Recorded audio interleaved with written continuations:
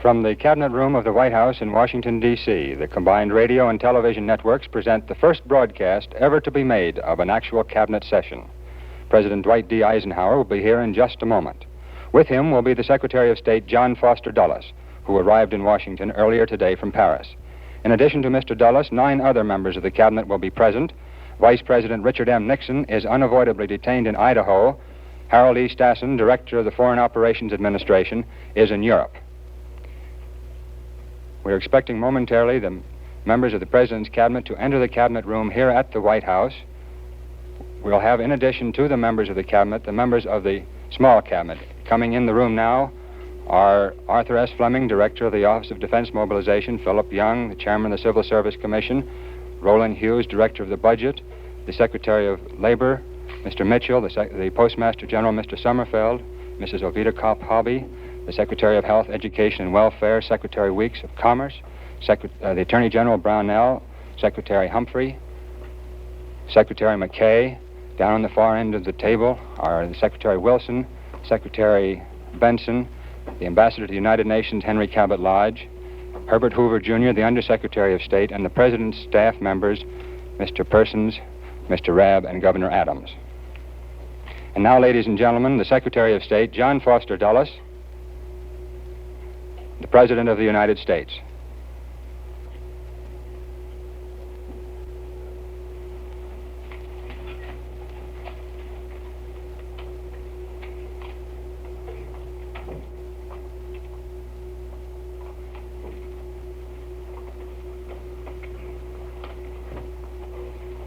Mrs. Hobby and gentlemen, as you know, I asked you to come here this evening so that we could immediately hear a first-hand report from the Secretary of State regarding the negotiations that have just been going on in Europe and the outcome of those negotiations. I think it is extremely important that all of us have a clear understanding of what was accomplished and the circumstances under which it was done and what it will probably mean. Having determined upon this, when request was made to me that we open this meeting to the television companies, the radio companies, and the newsreels, it suddenly occurred to me that for tonight, there's one subject, a very special one, about which to talk, and one in which the American people, all of them, without regard to race or party or creed or color or any other thing, will want to hear. So for this one time, we are having this meeting of the Cabinet on all of these media of publicity. Secretary Dullus. Mr. President, I certainly greatly appreciate this chance to make an early report to you and my Cabinet colleagues and the American people about the events which culminated in Paris last Saturday, day before yesterday. I believe that the importance of these events justifies their immediate consideration by the American nation. I realize how difficult it is when you're right in the midst of things to make a sound judgment. But it is my honest opinion that history will not soon forget the results which came about, culminated in Paris last Saturday. At the beginning of September, things looked pretty dark. The plan for the European defense community had collapsed, and it looked as though the whole North Atlantic Treaty structure, its whole system, might be undermined and even swept away by political decisions and uncertainties. And this shattering blow in Europe came just at a moment when we had not yet completed our long-conceived project for unity in Southeast Asia. We had a plan for a conference, as you will recall, to be held in Manila early in September, but that conference had not yet been held. The first big decision we had to take, as you'll recall, was whether or not to go ahead with this Manila project for the Southeast Asia Treaty, or whether to drop everything and rush over to Europe to try to deal with that situation. We all felt that we ought to go ahead with this Southeast Asia plan. I'm sure that our Asian allies would have understandably felt very sensitive, very much hurt, if we had, as soon as trouble arose in Europe, dropped all our plans for consultation with them. So we went ahead with the Manila Conference, and as you'll recall, it was held, I think, between the 2nd and 9th of September, and out of that came the Southeast Asian Treaty and the Pacific Charter, whereby the members of that conference, the Asian and European Western nations, joined in proclaiming their determination to have peace, security, independence, and freedom for the nations of Southeast Asia. Well, when that phase of our policy had been completed, then I felt free to go to Europe to make a first-hand study there of the situation which had resulted through the untimely death of the European Defense Community Treaty. And I was fortunate in a position to go there with considerable authority behind me, because not only did we have an executive position, but also we had a position which had been approved by the United States Senate by a unanimous, nonpartisan vote. It was a very extraordinary demonstration of cooperation and nonpartisan action on the part of the Senate.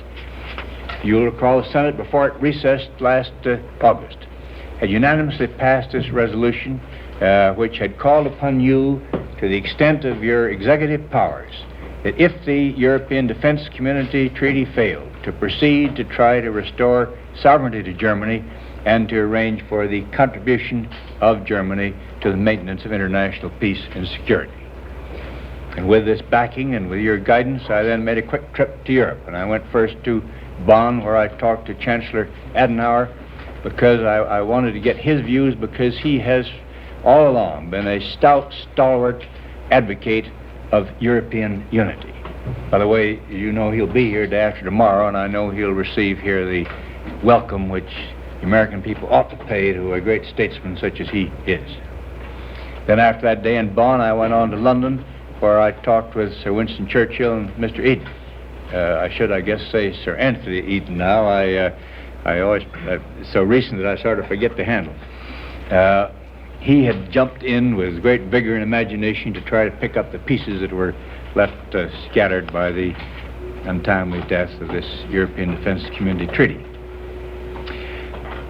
And at that point, we had to take another important decision of a procedural character, which was whether to go right ahead with the European conferences or to delay so as to allow the United Nations General Assembly to get going. It was about to meet, and while it had been suggested that we should go right ahead in Europe without regard to the United Nations Assembly, we felt and concluded that we ought not to have a meeting in Europe which would compete with and distract attention from this opening of the United Nations Assembly. So we arranged with Mr. Eden that the European Conference would not be called until after the General Assembly had been in session for about a week, and that enabled me to get back here and to appear in the so-called opening debate of the General Assembly. And I had the chance at that time to develop further, Mr. President, your plan for the dedication of atomic energy through an international agency to constructive purposes. That is going on. Perhaps I could interrupt to say that your plan for the peaceful uses of atomic energy is regarded by most people at the United Nations as the greatest single proposal to increase the well-being of humanity, and that I hope that steps will be taken at this session to promote it and give it effect. Thank you. Well, I think it was well worthwhile to have gotten that project underway at this assembly. And I think that the delay that occurred between the 1st of September and the 28th of September was by no means wasted as far as Europe was concerned, because it gave time for some much-needed sobering second thoughts, and it gave time for pondering about how to go about picking up the pieces that had been left after EDC was collapsed. Then on September 28th, we did have this meeting in Paris of the 9 foreign ministers, the representatives of the 6 countries which had been expected to form the European Defense Community. That was France and Germany and Italy, Belgium, Netherlands, and Luxembourg. And then in addition, there was the United Kingdom and Canada and the United States.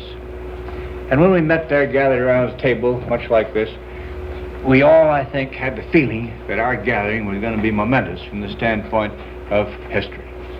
And the critical day of the conference came on the second day, on Wednesday, when the United Kingdom and I, for the United States, made a statement of our positions. I was the first of the 2 to speak. And I pointed out to our colleagues there the history of the United States action in relation to Europe. both our positive action and our negative action. And I said that whenever Europe was really working to get together in unity and strength, then American help was outgiving. And we were very generous in what we did. But I said that when Europe goes in the other direction, and tends to be divisive and quarrelsome and to recreate the recurrent cycle of war, then we pull away. And I said at the moment there was a great wave of disillusionment that had swept all over the United States.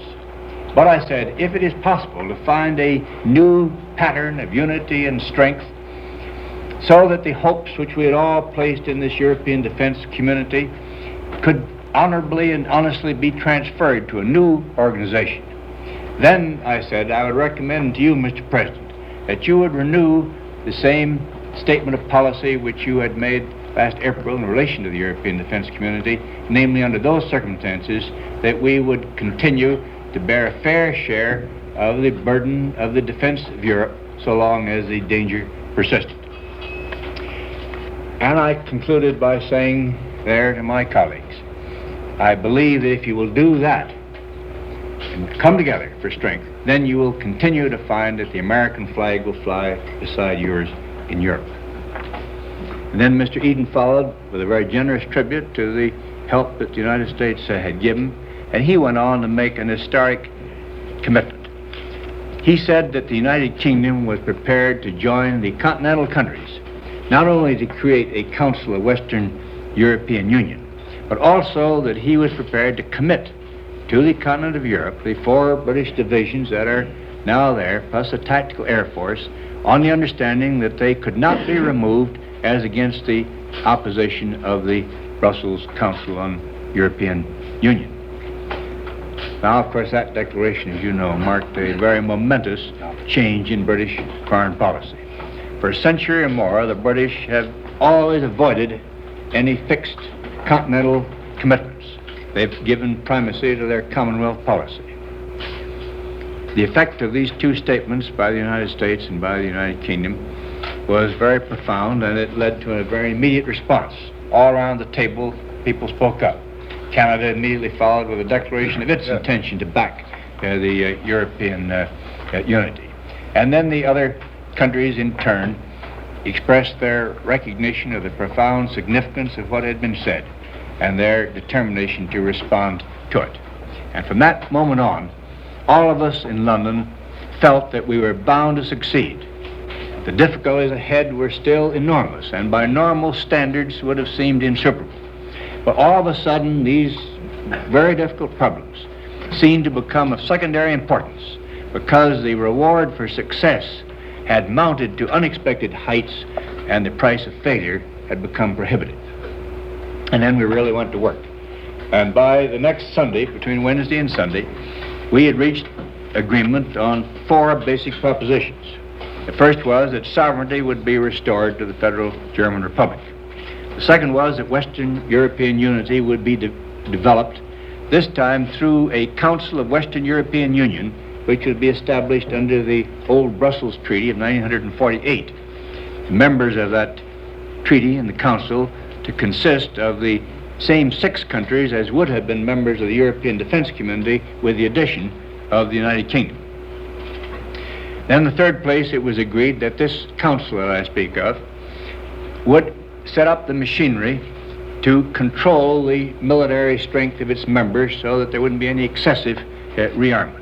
These controls were to be on a non-discriminatory basis, and the purpose would be to assure that the agreed force goals, which are supervised very largely, as you know, by SACEUR, the North Atlantic Treaty Supreme Commander, that these agreed force goals would not be exceeded in any country in terms either of their land, naval, or air forces, or in terms of the military equipment, armament, ammunition, and the like, which was prepared for them. And the fourth proposition was that Germany would be admitted as a full and equal member of the North Atlantic Treaty, something that would not have happened under the European Defense Community plan, by the way. And also that the powers of this Supreme Commander for Europe would be very largely increased so that he could effectively integrate the forces and the facilities of these European continental countries. Well, having reached those decisions, then we recessed so as to give our experts and advisors, who are the real hard workers of all this show, the opportunity to draft the many documents. I've got them here as a file, as an exhibit, which were required to give effect to these agreements in principle that have been arrived at. And we only allowed them a couple of weeks for the task. And that couple of weeks should be compared, I think, with the fact that when the European Defense Community Treaty was being negotiated, they took 12 months to prepare the comparable documents. So you see, we picked up quite a bit of momentum. So after 2 weeks, we met again in Paris from the trip from which I've just returned. And during this interval of 2 weeks, the experts and the technicians had accomplished really an almost superhuman task in getting agreement of the many countries involved, different languages and everything of that sort, to all the necessary documents. And at Paris, we had first a meeting of the four powers that were directly concerned with the question of German sovereignty. That is, the three occupying powers, Britain, France, and the United States, plus the Federal Republic of Germany itself. And there we approved the various agreements and documents which had to deal with this subject of restoring German sovereignty. Rather complicated subject, because a great many things that have been going on during this past 10-year period have got to be wound up in an orderly way. And we decided, which was a fresh decision really, to make a new convention to deal with the stationing of forces in Germany. That's of interest to you, Secretary Wilson.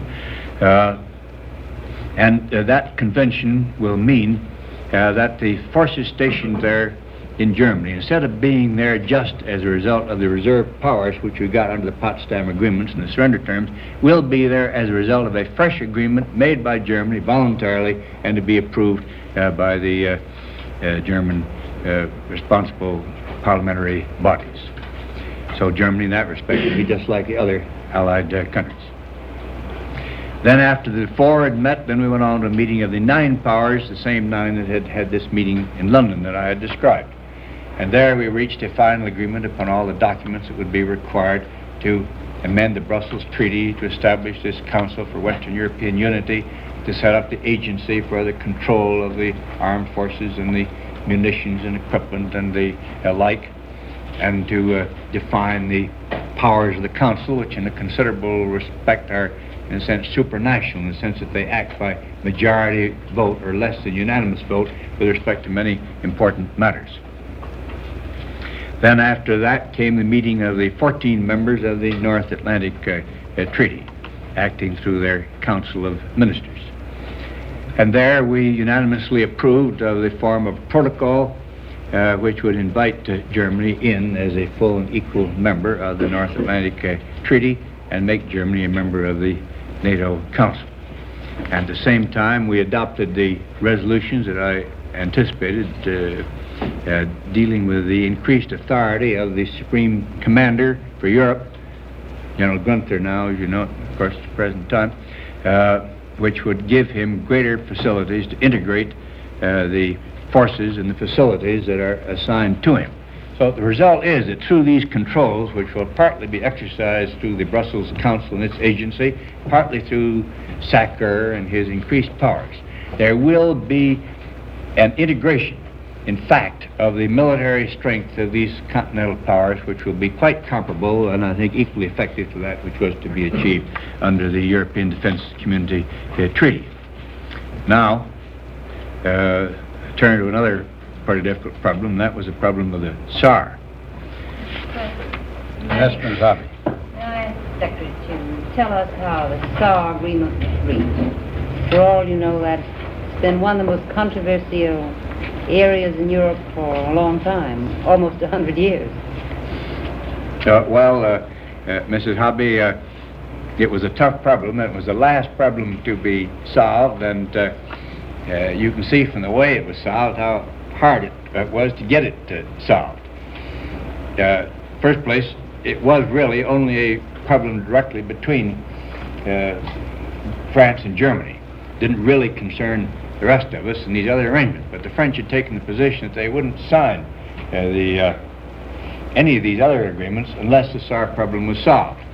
And it dragged on and on. We got within about 24 hours of the date when all these things were supposed to be signed up, and there wasn't any agreement.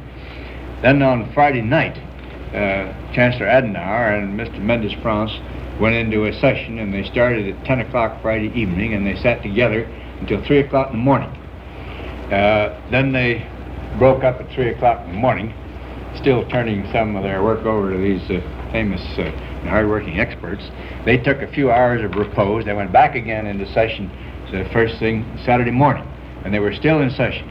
And when we gathered at the Quai d'Orsay for the first signing of these things on early in the afternoon, 3 o'clock, we didn't know at that time whether they'd come to an agreement or not, or whether they're all going to blow up.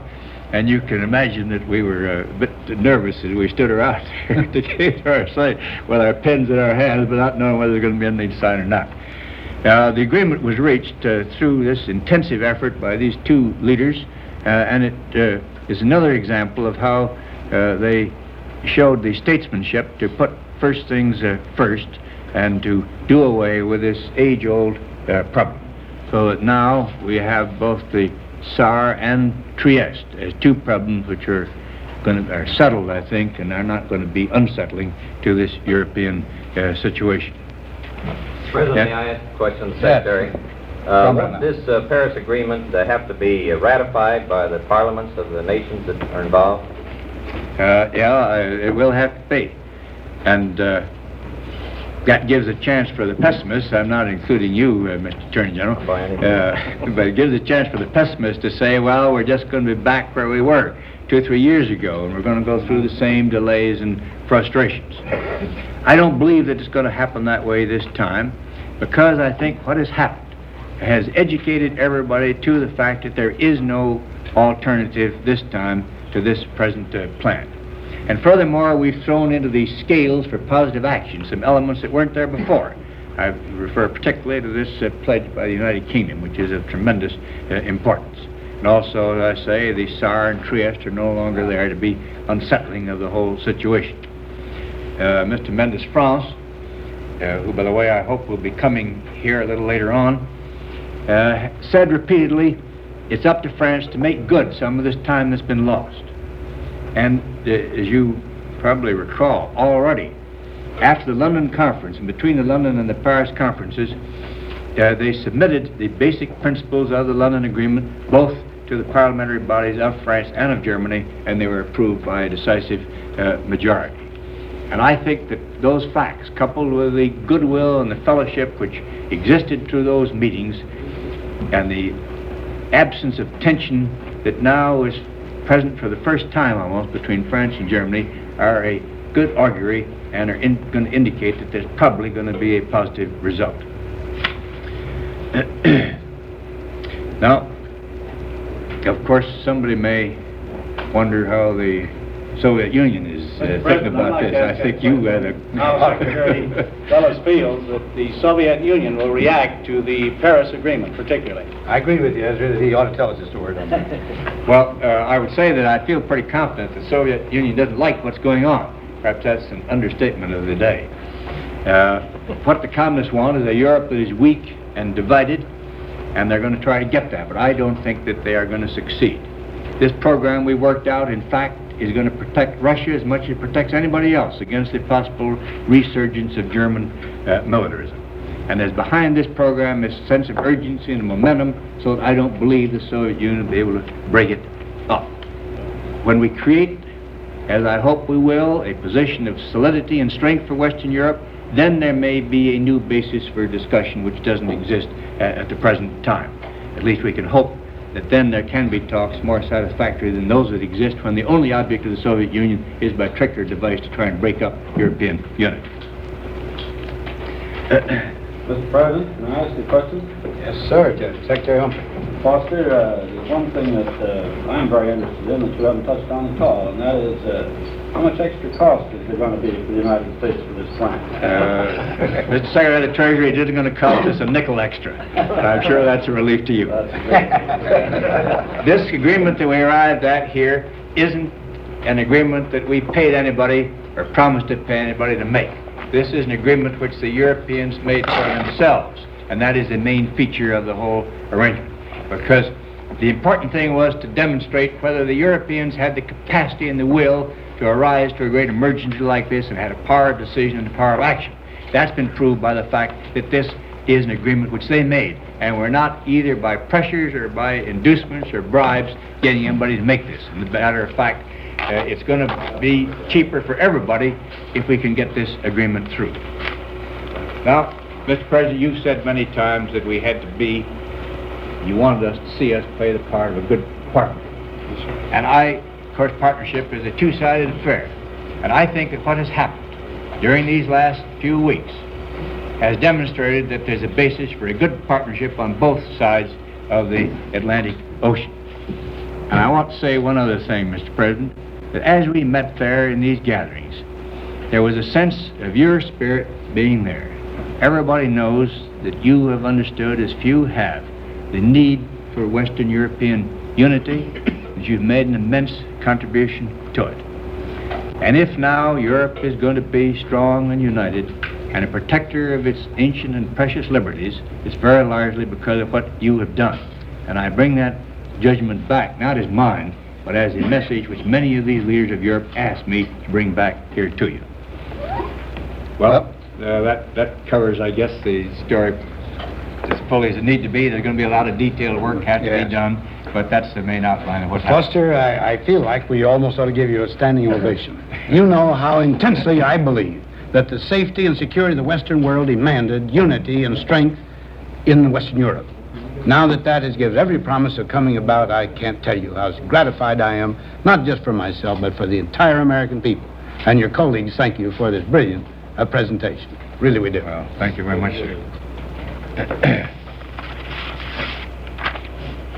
You have been attending an actual session of the President's Cabinet, the first to have ever been broadcast. All members of the Cabinet were present, except Vice President Nixon and Harold E. Stassen, the Foreign Operations Administrator.